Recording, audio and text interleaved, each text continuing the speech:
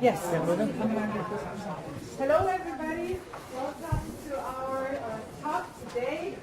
I am Tanya Sobotniak. I'm the Hixon Professor for Sustainable Environmental Design. And I think I'm saying this for the third time, so I'm getting my rhythm right. I'm also the director of the Hixon Center for Sustainable Environmental Design.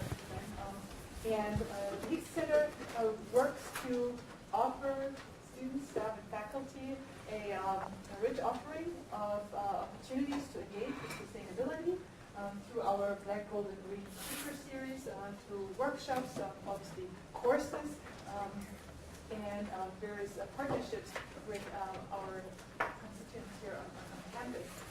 So I would like to just welcome you today to this installation of our Black, Gold, and Green speaker series, and hand over to Luis Banyas, our Sustainability Program Manager, who will introduce our speaker. Thank you. Cool. So again, welcome and thank you for being here today. We appreciate, again, a really great showing. This is the third of 4 segments of our Black, Gold, and Green speaker series, so we're really glad to have you here. And of course, we're equally as glad to have another outstanding speaker, Todd Brady. Todd Brady is the Director of Global Public Affairs and Sustainability for Intel Corporation. In this role, he leads state and local government affairs, media and community relations, corporate volunteerism, and sustainability at the company's major manufacturing and office locations around the globe. In addition to overseeing regulatory and community engagement strategies in the U.S. and China, Southeast Asia, Israel, Ireland, and Latin America, he directs Intel's global initiatives to make Intel go smart and green by leading corporate-wide sustainability programs such as climate, energy and water conservation, green design, and the integration of Internet of Things, or IoT solutions, to create smart and green offices, buildings, and facilities of the future. During his 20-plus years at Intel, Todd has represented the company publicly in numerous forums and led industry-wide initiatives in many national and international committees. He has authored more than 20 papers in scientific journals and conference proceedings on a variety of sustainability topics. In 2009, he was named by Scientific American as one of 10 outstanding leaders involved in research, business, or policy pursuits that have advanced science and technology. Todd holds a bachelor's in chemical engineering from Brigham Young University and a master's in environmental engineering from the University of Illinois at Urbana-Champaign. So let's give a warm welcome to Todd Brady. Thank you. Thank you. It's a pleasure to be here today, and I'll wanted to start with just a brief story. When I was graduating from high school, and I won't tell you how many years ago that was, because it was a long time ago. Let's just say that.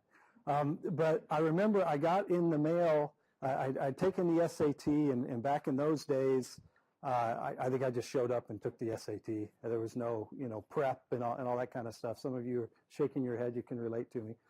And so I started getting different inquiries from different universities, solicitation to interest in coming. And I remember getting a letter from a university that I had never heard of before. It was called Harvey Mudd. And I grew up in Memphis, Tennessee, and so that was a completely different world. And I remember showing it to my dad and going, well, have you ever heard of this before? Now, my dad was a university professor. He taught biochemistry. And he said, yeah, they're an outstanding engineering school. They're one of the best engineering science schools, undergraduate schools in the country. And I immediately knew I was out of my league when he told me that. So anyway, so those of you who are students here, congratulations. You're getting a world-class education and really have world-class faculty here to support you. So take advantage of that. Really exciting. So I'd like to start with talking about sustainability, and the theme being the world is changing. And I'm going to start by an introduction talking about my sabbatical. So at Intel, we have a couple of options now. Every 4 years, you can take what they call a 4-week sabbatical, which would be an additional 4 weeks of vacation in conjunction with your normal vacation. And I always hold out for every 7 years, you can get 8 weeks off. And then you can add vacation time to that. So you can take off 3 months or so. Now, the difference in sabbatical, we call it a sabbatical, but it's really just an extended vacation. So unlike you guys in academics that maybe you have to come back and show something for your sabbatical, all we have to show are pictures. So, but anyway, I wanted to share with you, last summer was my I believe it was my third sabbatical with the company. And during that time, did a variety of different things with friends and family. But one of the things that struck me as I came back from sabbatical, even while I was on sabbatical, was one of the rules of our sabbatical is you have to disconnect from work. So we turn off the email, turn off the cell phones. We don't do anything work-related. But I found myself thinking about sustainability while on sabbatical, and I want to share that with you. Anybody know where this is, where this picture is? Any ideas? It's not too far from here, a bit north of here. Yosemite, that's right. This is Yosemite National Park, and this is an area called Clouds Rest, and you actually walk out onto the spine of a mountain. It's one of the highest peaks in the park, and as you go out, it literally gets skinnier and skinnier and skinnier until you just feel like you're on the top of the world, and there's just drop-offs thousands of feet down on either side. And so a couple of brothers and myself and some of my nephews did a week-long backpacking trip in Yosemite, and would highly recommend it. Phenomenal experience. The reason I'm sharing that is this was June 2018. This was July 2018. I don't know if you guys remember the headlines and the forest fires, and Yosemite was actually closed for a week or so because the smoke and everything was so bad. And certainly one of the reasons for that was the prolonged drought that we've had here in California, and that being driven to some extent by climate change. This was another stop on our trip. This was over in Central Europe. This is Zell Sea, which is in Austria.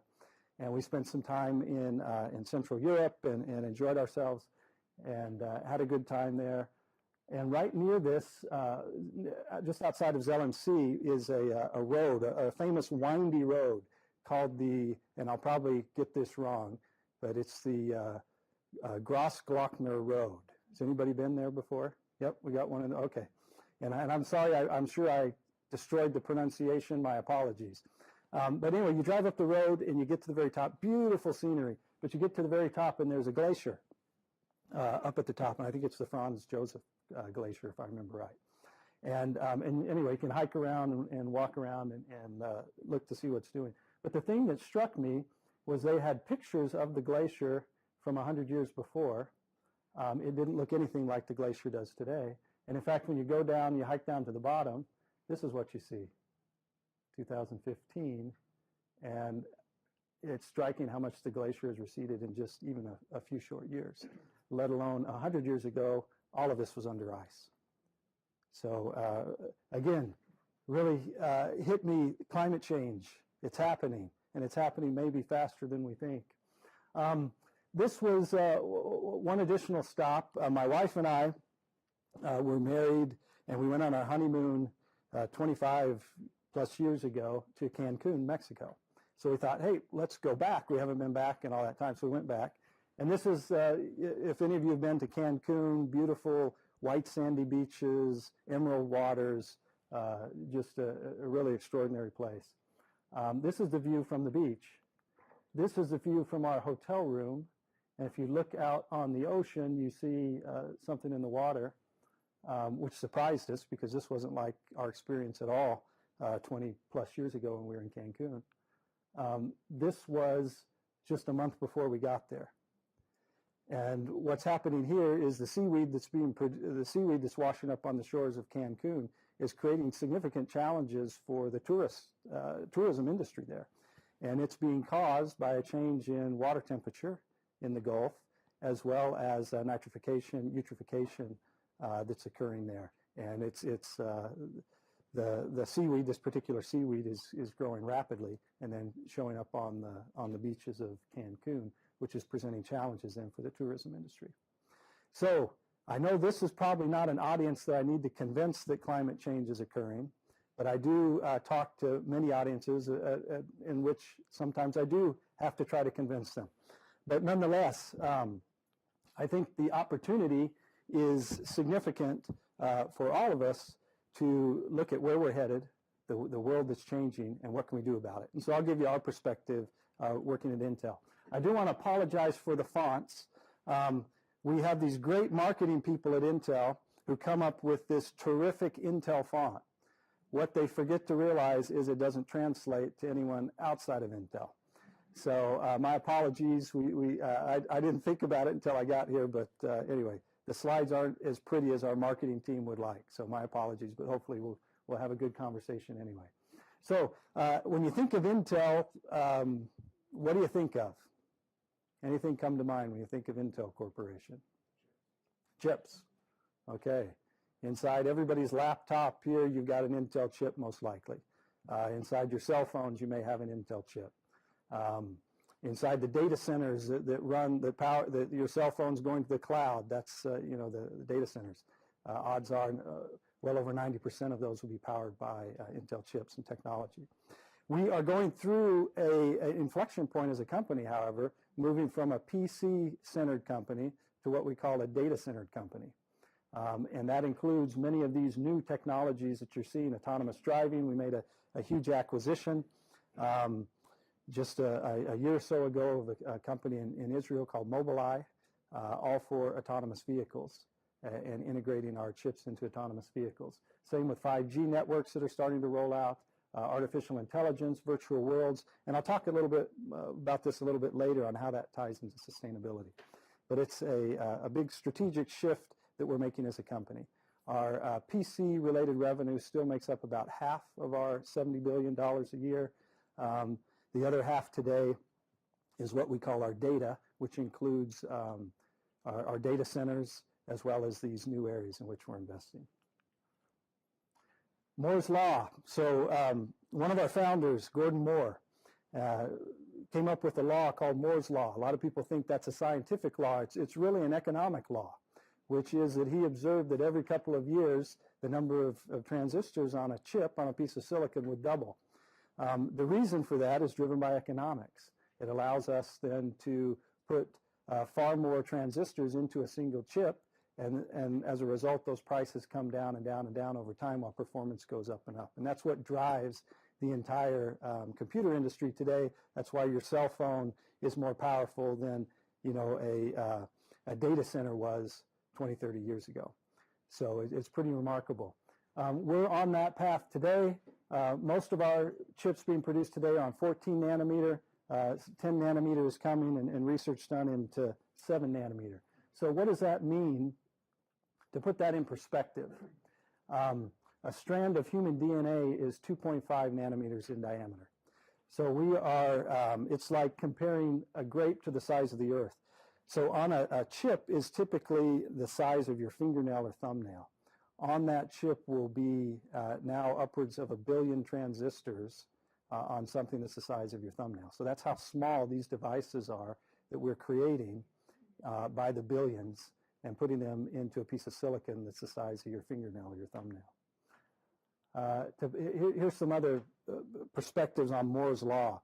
If you were to apply Moore's Law, that doubling every 2 years over time, we could travel to the sun on a single gallon of gas today. We could feed the world's population on a square kilometer of land and travel it up to 300 times the speed of light. The chip in your cell phone today or in your computer is typically some range of gigahertz, which means it's turning on and off at 1 billion times a second. So imagine 1 billion transistors, all that can turn on or off at 1 billion times per second. To put that in perspective, if you stood at the light switch, turned it on and off as fast as you could, it would take you thousands of years to do what those transistors are doing every second. So it's really mind-boggling when we think about the base technology that's underpinning things like our cell phones that we take for granted, whip them out, and do what we do on them. But this is the technology that's going on at Intel and companies like Intel, and it's why we need some of the best and brightest engineers out there to help us figure out how to get to that next step in Moore's Law. Okay, so what does that mean in terms of sustainability then? Shifting gears just a little bit. We have a 3-part strategy that we call Conserve, Collaborate, Create. The number one focus, so I've been in the sustainability field now 25 plus years. When I started out working, when I came out of grad school, I started doing traditional, what I would call environmental engineering work. And so we were focused on what are the pollutants that are being generated out of our factories, What can we do to minimize those? How can we work up front, design for the environment, and try to make improvements and stay in compliance with all the laws? The first environmental attorney was the one who hired me into Intel. He was my mentor. And our first environmental engineer and our first environmental attorney were ones that hired me into Intel 25 plus years ago. They were nicknamed by Gordon Moore as Doom and Gloom, because he said every time they showed up at a meeting, they had nothing but bad news about he needed to spend X amount of money to whatever it was, right? Put some additional abatement on, clean up a spill, whatever it was. So they were nicknamed Doom and Gloom. But Gordon himself ran a foundation, continues to run the Gordon Moore Foundation, which is focused on environmental protection. So it was something that was integrated into our culture today.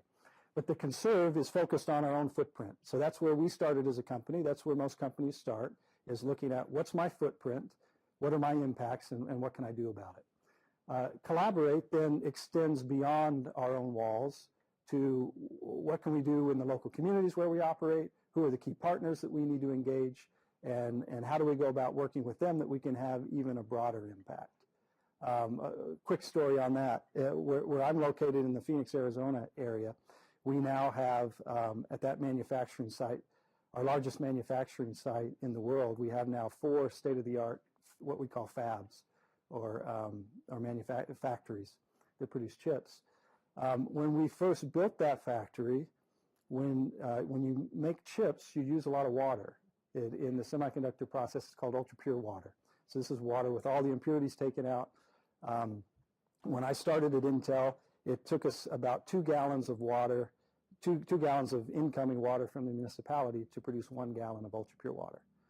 We've now gotten that down to about 1.1 gallon coming in to produce 1 gallon of water.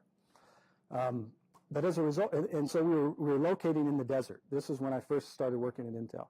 And so one of the collaborative things that we did was reach out to the local municipality and say, okay, what can we do to help collectively plan for the future so we can grow? We only had 1 factory at the time. We have a master plan that we want to put 4 or 5 or 6 factories here. We know that water is a scarce resource here in the desert. How can we work together to make this happen?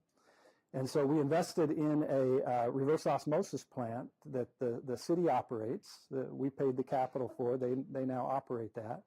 And what it allows us to do is water that comes from our factory goes to the reverse osmosis plant. It's treated to drinking water, near drinking water quality water. And then the city has multiple options what to do with it. They can send it back to us. We reuse it. It can be injected into the aquifer for storage for a future day, a rainy day, or I guess a drought day, lack of a rainy day, right? Or it can be reused. There's a lot of reuse in Arizona of gray water throughout the, you'll see it, whether that's watering lawns or the artificial lakes that are there in the area and whatnot, or are used for crops and those kinds of things. So that's an example of collaborate. Create are then areas that we can use technology to help solve sustainability challenges. And I've got a couple of examples here for you that we'll take a look at. Okay, so that's our basic 3-part strategy. And I'll just walk through that briefly. Here's a snapshot of some of our 2020 environmental goals, where we're headed today. And so you'll see common themes around our greenhouse gas emissions, our water use, our energy use, waste reduction and recycling, green chemistry, green buildings, product energy efficiency. And we have subsequently added to these goals around renewable energy use and expansion. We're in the process. We will likely meet all of these goals this year, a year early. And so we're in the process of setting 10-year goals out from here, 2030 environmental goals. What do we want to accomplish? Here's a few milestones. 4 billion kilowatt hours saved since 2012. When I began running this program several years ago, this is an energy conservation program. So this is focused on our own footprint. How do we get more efficient? We started out one year and we set aside $1 million and said, okay, if we can go find projects that will have a return on investment of 5 years or better, we'll spend all that $1 million. And the first year, boom, $1 million. I thought within 4 or 5 years we were going to run out of projects. Fast forward to today, my budget is $30 million and has been for the past 5 years. And we have still been able to find projects that give us a better than 5-year ROI. In fact, historically, they have averaged between 3 and 4 year ROI. And a 3 to 4 year ROI is a phenomenal return on investment for capital. In fact, the last time I met with our CFO, his question to me was, hey, Todd, if I give you $100 million, can you go do some projects that get me a 3 to 4 year ROI? Because that's how uncommon they are. So that's been a big focus for it. Now, maybe it's because we're so inefficient to begin with, right, that those opportunities are there. But my message to people is go look, and you'll be surprised at what you can find when you really go look to find savings that will directly help your bottom line. We have our policy is to design to LEED Gold or better. LEED is the Green Building Standard by the U.S. Green Building Council. And we've certified 16 million square feet. Our newest offices, I'll show you a picture of one in India, are LEED Platinum. We found that those projects, again, have a very aggressive ROI. We typically recoup our costs within about 3 years for what we invest the added capital to make our buildings green. And most of that comes from energy efficiency. We've been one of the largest purchasers of green power in the U.S. since 2008. I think Microsoft surpassed us last year, and that's okay because 100% of the power that we purchase is green power. They purchased more than we did last year, but it's an investment that we continue to make. And then water conservation, I talked about some of that. A big focus for us is reducing our greenhouse gas emissions, and you see a scatter plot here. These are our greenhouse gas emissions over time. The yellow line here is what we call the science-based target. I don't know if that's terminology you guys are familiar with or not, but the idea is the Paris Climate Accord. There was an agreement reached to try to limit the Earth's warming to 2 degrees C or less by 2050. Now that has subsequently, the scientific group that made that recommendation, the IPCC, has come out with a new report that recommends an even more aggressive target. But this is the 2 degree line. So what we did was take that and say, okay, well, how are we doing relative to that target? So if we're going to reduce our emissions to a point that we help contribute to that reduction that's needed for the broader world to reduce temperatures or to limit temperature rise by 2 degrees C, this is where our emissions need to trend. And so we track that every year to say, how are we doing against that? And the strategy to achieve that is 4 parts. You can see it here. First is reducing our direct greenhouse gas emissions. In semiconductor manufacturing, we use compounds that are called perfluorocarbons. The fluoride is actually used to etch the surface of the wafer and create the lines, the vias in which the circuitry, if you will, is developed. And so a number of things have been done we've made chemical changes and reductions to do that. We have now installed about 100 different on-site alternative energy applications. This is anything from, if you go to our headquarters in Santa Clara, you'll see wind turbines that line the roof, to solar arrays, to fuel cells, to various different alternative energy. And again, we target those that have a return on investment for us. So we're not just throwing these out there to do these wild ideas, but we're identifying those that give us a return on our capital spent. Green power I talked about, and then the energy conservation as well. So that's what's helped us to reduce our footprint. Here's a few photos. Largest solar carport in the U.S., and I have a question mark here, and I'll show you why, because we have 2 sites in the U.S. where we've built these huge solar carports, and they like to argue over whose is bigger. So we'll let them argue, but I'll show you pictures of both. This is in Folsom, California, so Northern California, outside of Sacramento. And you can see about 2,500 covered parking spaces, 8.7 megawatts of green power. This has a positive return on investment for us. This is actually what's called a PPA, a power purchase agreement, where we have been able to lock in a power price from the local utility that was at or below what we were paying with the local utility before we built this. So again, this is not, and I think, and hopefully this is one of the messages that I send, is sustainability and business do not have to be separate or at odds. There are so many opportunities to bring those two together and make decisions which are positive from both a business perspective as well as a sustainability perspective. And this one's in Arizona, where I'm located. About 300 covered parking spaces and 7.7 megawatts of green power. And employees in Arizona, as the heat gets 110, 15, worst case 120, covered parking is like, they could care less about the solar power. They're just like, cover my car, please, right? Keep my car cool. So anyway, it's a hit with employees, absolute hit with employees. Okay, let me share one. This is something that I'm excited about, and it goes into the collaboration discussion.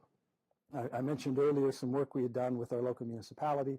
This is a more recent effort that we've undertaken, and that is, and actually we have to give credit here to the beverage companies. Coca-Cola was one of the companies that we talked to about this when we were first going down this path.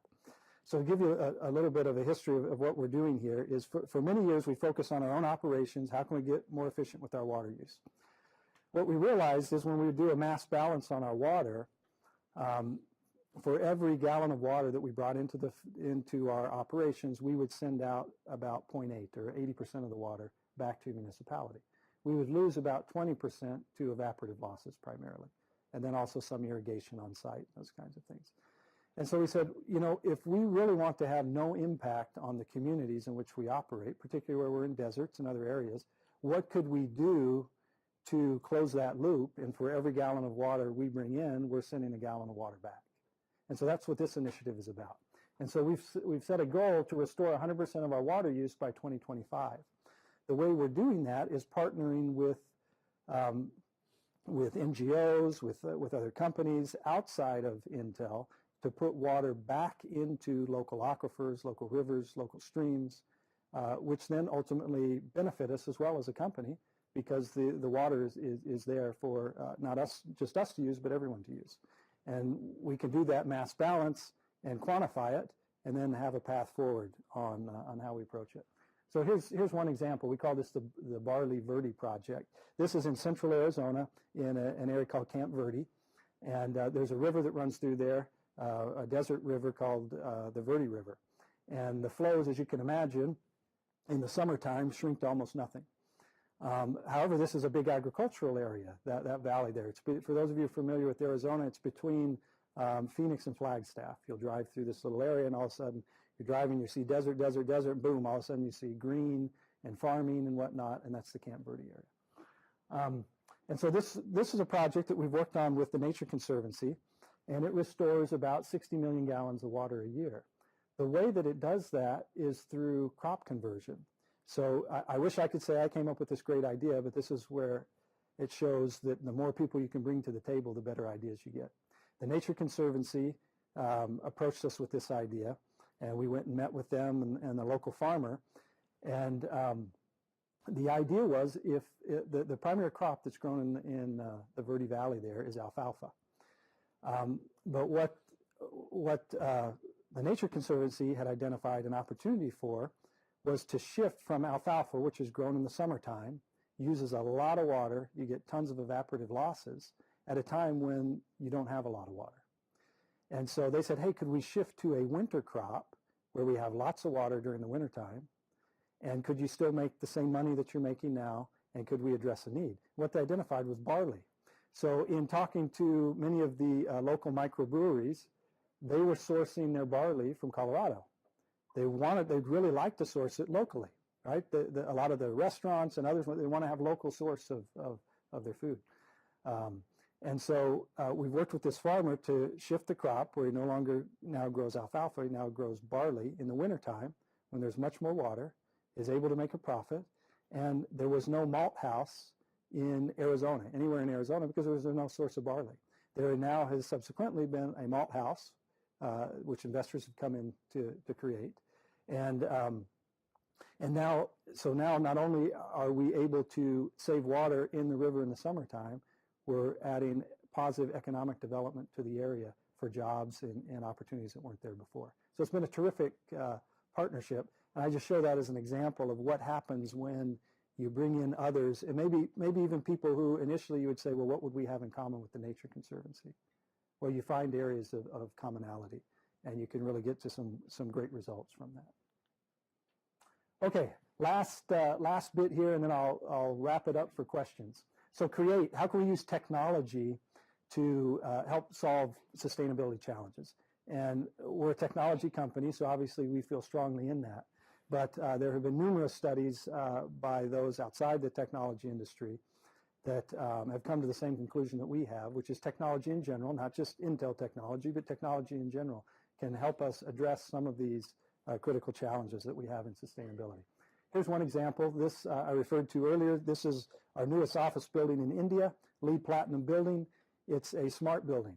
Has thousands of sensors all throughout the building that control everything from your traditional HVAC to daylight harvesting of your lighting, and is all done in a manner that data is constantly being recorded, uploaded on the cloud. Decisions are being made. The chillers are all tied together so that the chillers are what provide the cooling in the building, and they work most efficiently when they are near full capacity.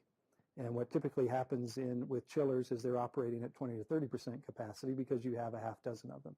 Well, if you tie them all together, have real-time sensing, you can shift the loads very quickly. You can optimize that, reduce your energy consumption. So when we finished this building, we saw a 50% improvement in energy efficiency, almost an 80% improvement in water, and an ROI of less than 4 years. You can see all the different things that were done here on this building, from fuel cells to solar power, rainwater capture, et cetera. So technology allowed us to take a leap forward in our design of the buildings. And then let me end it with this video and think about what the opportunities are. Let's see if I can get that. No, okay. See if I hit enter there.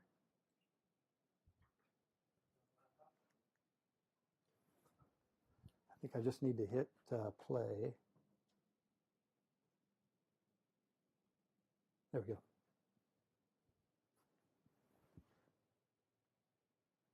Maybe I need some AV help. Our AV person just leave. She had it going earlier.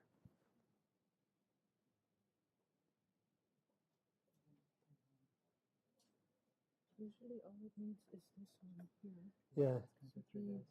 Maybe it worked when she was exited out of it. So maybe is it okay if we exit out of this real quick? Yeah. If we do this. Oh, I don't know why I did that. Let's see what happens here. Yeah, the video's working, just not the audio. But she had the audio going. I'm going to just do this because I know I use the music all the time, and without this one. All right, folks. No, that's okay. Well, while we're trying to figure that out. It's a fun video, so I was trying to end on a bang. My apologies, but you're stuck with me now in questions, I guess, instead.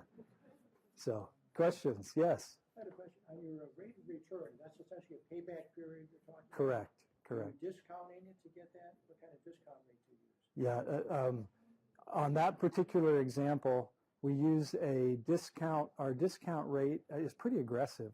I'm trying to remember what the latest one is, but it can be upwards of 15%. Yeah. So all those numbers you calculated on those previous projects, you're using about 15% discounted cash flow? Correct.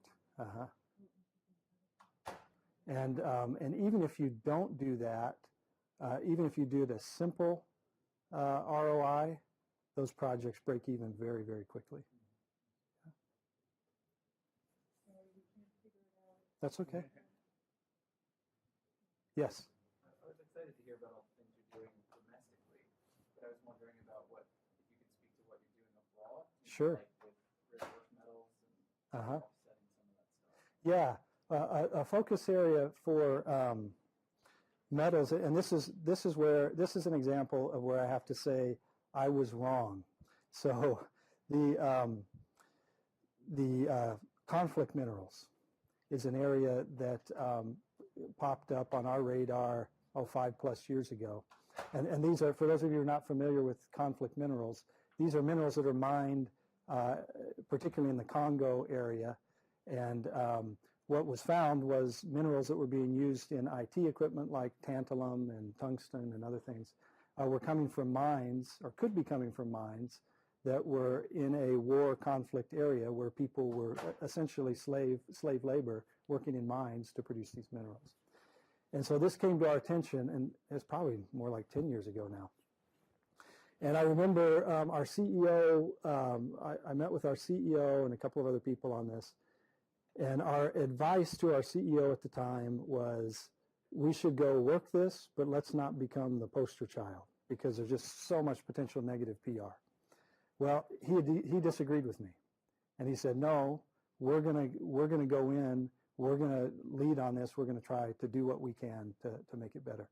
And so we kind of went all in on conflict minerals and established a whole new tracking mechanism.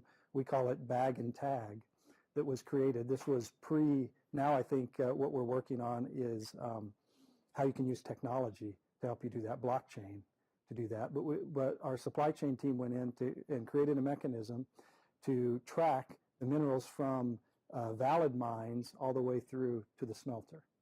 And that way we could know that we were getting clean minerals when they showed up at the smelter. And part of that and being able to achieve that was not us going alone, but pulling together a bunch of other companies, leading companies who also saw a similar issue and get together to work on it. So we've done that overseas quite a bit. The other thing that I would add is we follow what's called a copy exactly approach. So our technology development is done here in the U.S. And so probably unlike a lot of tech companies, still over half of our manufacturing is U.S. based, even though 3/4 of our product is sold overseas. It's only about 25% of our market is the U.S. anymore. But we follow a copy exactly approach where the technology is developed, including all of the environmental controls here in the U.S. out of our operations in Oregon. It is then copied around the world, wherever we operate. So that would include Ireland, Israel, China, Southeast Asia. It follows the same standards. So I often get that question, well, do you have different standards wherever you operate? The answer is no. We follow the same requirements, whether they're legally required or not, all around the world where we operate. Yeah? So are you surpassing U.S. current standards, or are you just meeting U.S. standards and then copying? No, so we exceed U.S. standards in many, many areas. So, everything from safety is a big focus for us, to industrial hygiene, what our workers are exposed to environmental standards. But we set those based on, because traditionally the U.S. had some of the highest environmental standards, and so we set it based on that. Now with another example would be Europe. Back in the year 2000, I worked on a project to eliminate lead from our products. There was a ban that came out of Europe to eliminate lead from electronics. And so again, maybe another example of where I was wrong in my approach. A different CEO at the time, I remember meeting with him, and we were laying out our lead strategy and what we were doing and whatnot. And he stopped us in the middle and he said, wait a minute, do we have more? And there were certain aspects of the legislation that we disagreed with. There was some of the science that didn't make sense to us. For example, when you looked at the data, the lead in electronics, the amount of lead in electronics that was ending up in the environment was order of magnitudes less than lead from ammunition that was ending up in the environment. And yet ammunition was exempt from all of this, and electronics wasn't. And so, as engineers, we had a hard time with that, right? We're going, wait a minute, this isn't fair, and da-da-da, right? We're making all these arguments. And he stopped us and he said, are we spending more time on fighting the standard or fixing our products so that we can meet the standard? And the answer was we were fighting it more than, and it was us as the engineers going, no, it doesn't make any sense, doesn't make any logic. And so we shifted to eliminating lead from all of our products. And so we did that years ago voluntarily. And so all the products that we sold all around the world were lead-free, even though the requirement was only from the EU. So that'd be another example. Yeah. You talked about a lot of your projects that you're coming up with every year, and you thought maybe you're going to run out. Yeah. So can you maybe speak to some of the maybe cutting edge projects or unusual individual ones? Yeah, one I referred to, there's a company that we work with that has, increasingly there are some really cool cloud-based solutions for facility systems where you add additional sensors to your facility systems, which are using the bulk of your energy, whether that's your water treatment systems or your airflow systems or your air conditioning systems. And you sensor all of those, and then there are various companies out there who have built algorithms where you can monitor all of that real time and optimize all of that real time. And so we've done, one of our biggest energy users are what we call chilled water systems. And so we've done that across now at least half a dozen or more of our sites where we've implemented the additional sensing, we implemented the algorithms, and it optimizes the use of those devices to use the least amount of energy to get the results that you want. And that typically, when we've done that, it'll typically save 20% of our energy cost on that particular system. So that's an example of some of the cutting edge that we're seeing. I think the holy grail in that area, I believe, when you build a building from the ground up brand new, like we did in India, it's very easy to implement all of the technology. The challenge is more, how do you retrofit? And so I think there's still more opportunity there. However, as the Internet of Things get better and better and lower power, and we can embed more and more devices, it becomes more and more cost effective because we can put in wireless systems that are much cheaper to implement than hardwiring everything. But I think that's a huge opportunity out there, and an engineering challenge is how do you take all of this existing infrastructure that's out there and in a very cost-effective way make it more energy efficient. And I think technology can help us get there. Yeah. One of your first projects in Arizona, you basically didn't have any other choice. And actually, that turned out to be quite good. There wasn't many other water resources. You weren't next to a river or anything. So it forced you, in a sense, to change your culture, to solve your own problem. And I think that's one of the biggest problems today. The leadership doesn't look, the culture of today's leadership is, I'll let it slide. It doesn't really affect us. Maybe 0.5% on our bottom line, or 2%. Yeah. Somebody else's problem. I think that's the real problem because, in my opinion, this global warming, the CO2 from the United States could be cut in half. Mm-hmm. Just like you said, you can solve the water problem maybe by 2025. Right. Our path isn't very good in this country for solving the CO2. Yeah. And I think it all comes from lack of leadership, unless you're forced to do it. Yeah. Well, the best forces is money. Yeah, and I guess the money because you had to, or else you would have to probably move out of Arizona. Yeah, and I would say, I agree with part of your premise, maybe not all of your premise, in that, and I can't take credit. I was a new engineer at the time, but we had leadership at the time that was very forward-looking, and so. I'm not disagreeing. I Yeah. think Andy Grove was the greatest. Right. But you were on the right path. Yeah. But I think part of it was you were actually forced to go on that path, and you did the job. You got it done, but that helped change the culture. Yeah. Education helped change the culture because you didn't have many other choices. Well, to your point, leadership, so I would argue 20 years ago, it wasn't an issue for us. We had plenty of water. And by the way, the Phoenix area uses the same amount of water today as it did in 1950 because it's converted from an agricultural economy to a modern economy, if you will. So 20 years ago, we weren't faced with any water shortages.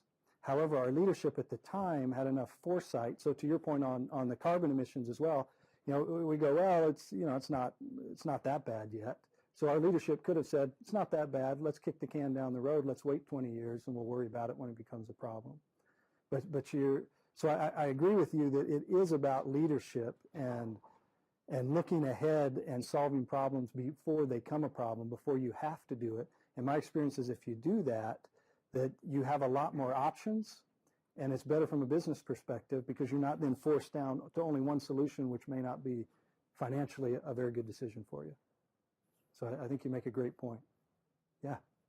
Following up on that, how do you address sustainability throughout the company? Is it tied to bonuses or performance Yeah. targets, and how do you incentivize? Yeah, we have done that in the past. So we have an annual performance bonus that is tied, that every employee at the company is tied to. And the further up in the company you are, the higher percentage of your pay is linked to that bonus. And so we have had targets in the past around energy efficiency. We've had some around recycling. We've had some around reducing our greenhouse gas emissions. Today, our bonuses are tied to, if you look at sustainability, not only from an environmental standpoint, but social.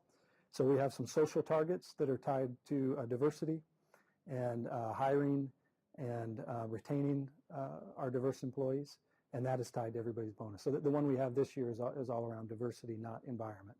But in the past, we have also had environment. So it trades off every year that one of the elements that ties to everybody's bonus is something tied to sustainability.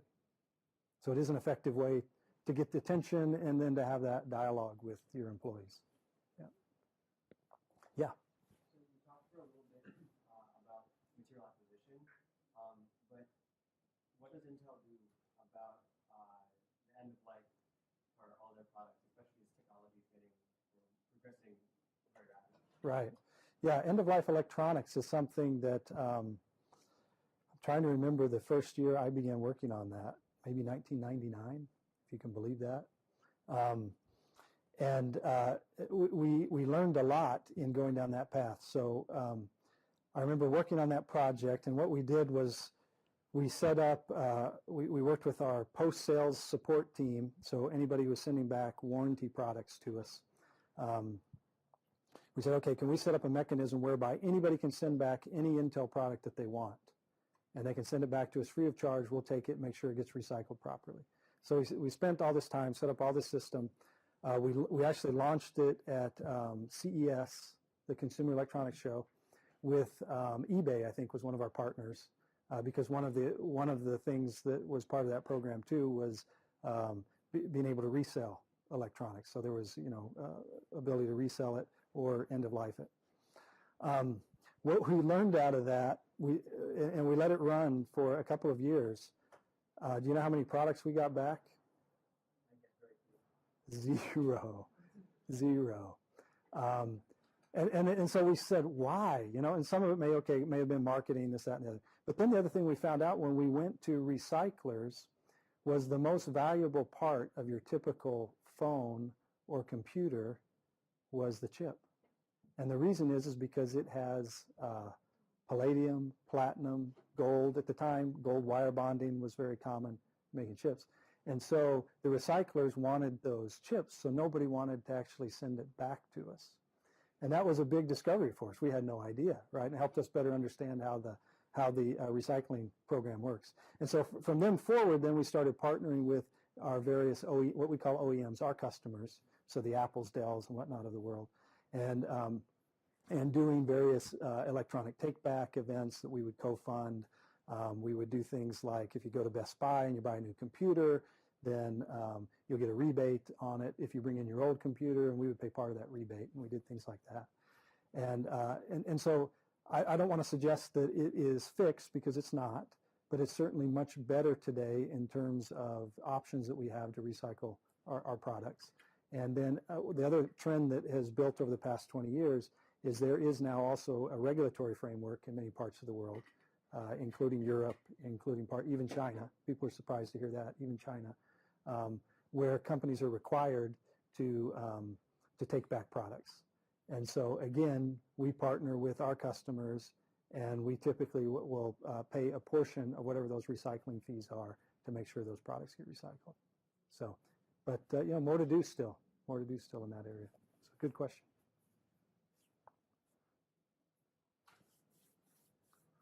Other questions? I have a question. Yeah.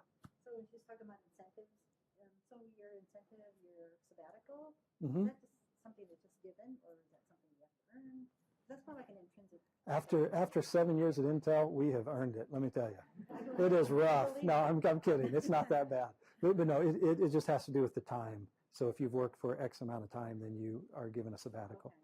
So it's really one of the best perks we have. It's integrated into our culture. People ask me all the time, well, how do you do that? Aren't you worried if you come back you're not going to have a job, or who covers your work or whatever. But any given summer, you think about that over a 7-year period, so you may have 10 to 15% of the company any given summer. Summer is a popular time, but it can spread out during the year.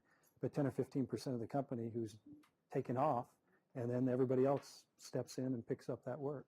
So it's just part of kind of the culture. It is a benefit, correct. Mm-hmm. Yeah. It's supposed to be for innovation, creativity. It's supposed to be check out of work for that period of time and come back energized and ready to go again.